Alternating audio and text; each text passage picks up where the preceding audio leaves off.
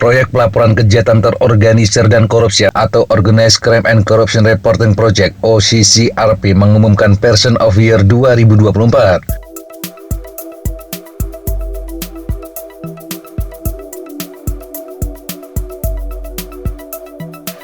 Pemimpin Suriah yang digulingkan, Bashar al-Assad, menjadi sosok yang dinobatkan, sementara Presiden ke-7 Indonesia, Joko Widodo, masuk sebagai salah satu finalis.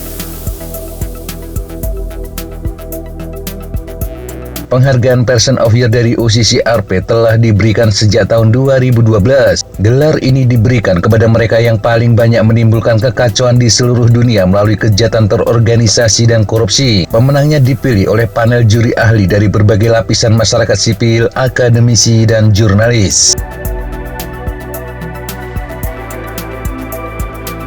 Berikut sejumlah pertanyaan tentang apa itu OCCRP, bagaimana proses penentuannya, siapa yang pernah dinobatkan, dan kenapa Joko Widodo bisa masuk.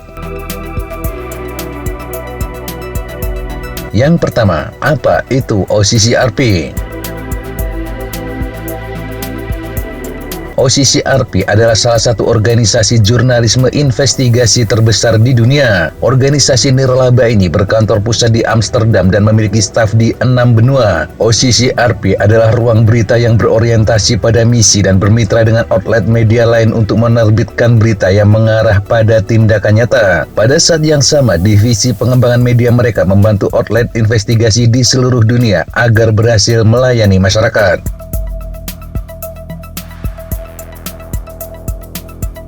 OCCRP didirikan oleh wartawan investigasi veteran Drew Sullivan dan Paul Radu pada tahun 2007. Lembaga ini dimulai di Eropa Timur dengan beberapa mitra dan telah berkembang menjadi kekuatan utama dalam jurnalisme investigasi kolaboratif. Lembaga ini dikenal menegakkan standar tertinggi untuk pelaporan kepentingan publik.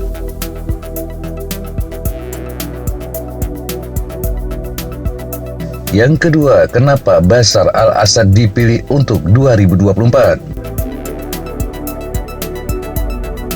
Menurut OCCRP, rezim Assad dicirikan oleh kontrol terpusat, penindasan terhadap perbedaan pendapat, dan ketergantungan pada aparat keamanan yang kuat. Pasukannya dituduh melakukan pelanggaran hak asasi manusia yang meluas. Ini termasuk penyiksaan, pembunuhan, penggunaan senjata kimia, penahanan massal, dan penargetan warga sipil. Berkuasa pada tahun 2000 setelah kematian ayahnya, janji-janji awal Assad tentang liberalisasi politik dengan cepat berubah menjadi praktek-praktek otoriter. Sebagai bagian dari musim semi Arab, pemberontakan Suriah tahun 2011 menantang kekuasaannya dan meningkat menjadi perang saudara, perang yang berlangsung hingga Assad digulingkan pada Desember 2024. Rezim Assad didanai oleh produksi Kaptagon dan bentuk-bentuk kejahatan terorganisasi lainnya. Ini seperti penyelundupan manusia dan rokok, pencurian barang antik, dan perdagangan senjata. Dari kegiatan itu, rezim Assad meraup miliaran dolar untuk mempertahankan kekuasaan otoriternya, sambil menyebarkan kekerasan, obat terlarang, dan kriminalitas di seluruh wilayah. Assad melarikan diri dari Suriah dengan puluhan miliar dolar kekayaan. Dia kini hidup di pengasingan yang nyaman di Rusia, namun dia meninggalkan warisan kehancuran.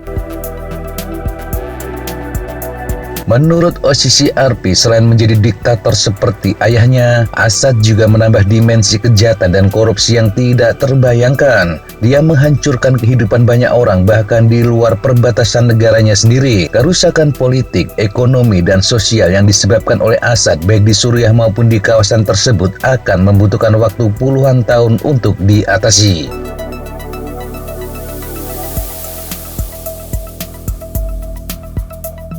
Yang ketiga, bagaimana nama Joko Widodo bisa masuk? OCCRP dalam pernyataannya 31 Desember 2024 juga menyebut sejumlah finalis untuk Person of the Year dalam kejahatan terorganisasi dan korupsi. Organisasi ini meminta nominasi dari para pembaca, jurnalis, juri Person of the Year, dan pihak lain dalam jaringan global OCCRP. Finalis yang memperoleh suara terbanyak tahun ini adalah Presiden Kenya William Ruto. Di urutan kedua adalah mantan Presiden Indonesia Joko Widodo. Ketiga, Presiden Nigeria Bola Ahmed Tinubu. Keempat, mantan Perdana Menteri Bangladesh Sheikh Hasina. Dan kelima, pengusaha India Gautam Adani. William Ruto mencetak rekor karena jumlah orang yang mengusulkan belum pernah terjadi sebelumnya. Lebih dari 40.000 orang menulis surat untuk mencalonkan Ruto sebagai Person of Year. OCCRP menyebut hal ini dipicu oleh usulan RUU keuangan yang kontroversial, pengangguran di kalangan pemuda, dan kemarahan terhadap pemerintah mereka yang korup. Kaum muda Kenya mengadakan demonstrasi selama berminggu-minggu pada bulan Juni dan Juli 2024 lalu. Mereka menuntut agar Ruto mundur. Pasukan keamanan menanggapi dengan gas air mata, meriam air, penangkapan, dan peluru. Banyak orang terbunuh, terluka, atau hilang setelah protes tersebut. Untuk Joko Widodo tidak disebutkan alasannya, tetapi sejumlah pengamat menyebut hal ini kemungkinan didorong oleh sejumlah isu. Beberapa di antaranya adalah revisi Undang-Undang KPK yang melemahkan lembaga anti korupsi dan indeks korupsi Indonesia yang terus turun di era kepemimpinannya. Hal lain adalah isu 3 periode dan perpanjangan jabatan hingga mengubah aturan untuk meloloskan seseorang maju dalam Pilpres.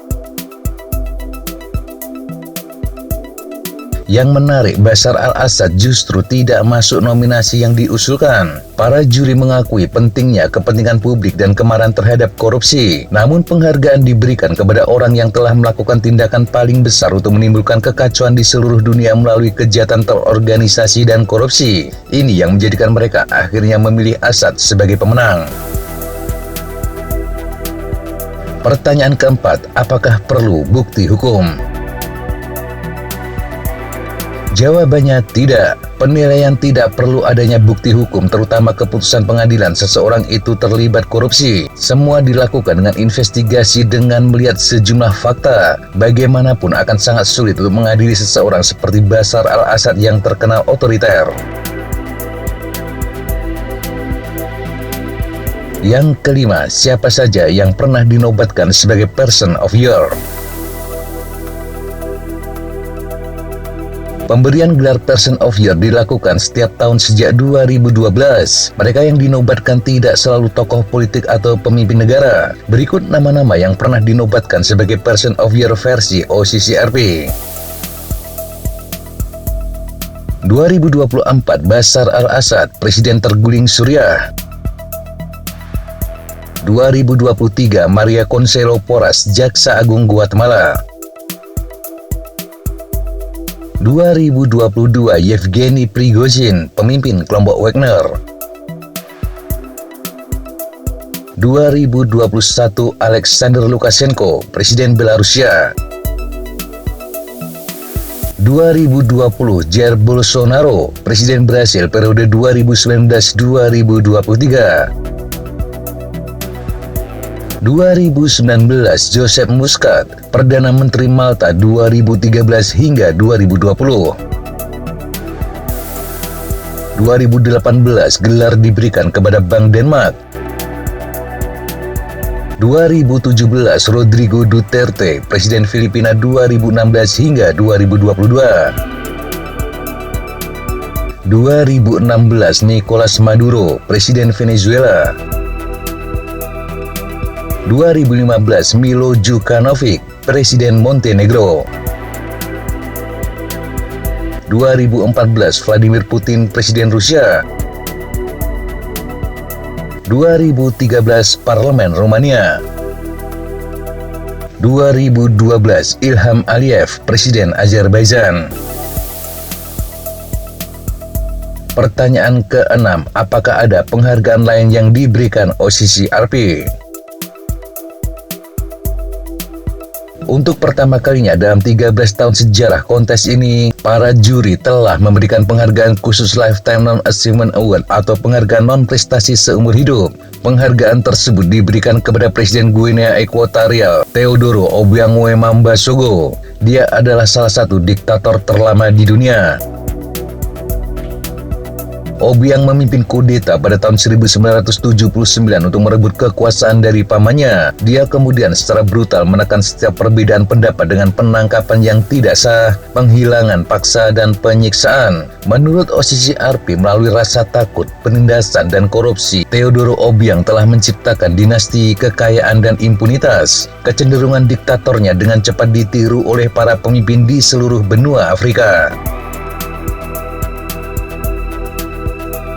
OCCRP menyebut baik Assad maupun Obiang adalah contoh rezim diktator yang sudah lama berkuasa dan di dalamnya korupsi memainkan peran penting. Korupsi merupakan bagian mendasar dari upaya merebut kekuasaan negara dan menjadikan pemerintah otokratis berkuasa. Ada kutipan menarik dari OCCRP yang mungkin layak untuk kita renungkan. Pemerintah yang korup melanggar hak asasi manusia, memanipulasi pemilu, menjarah sumber daya alam, dan pada akhirnya menciptakan konflik akibat ketidakstabilan yang melekat pada diri mereka. Satu-satunya masa depan mereka adalah keruntuhan yang kejam dan revolusi berdarah.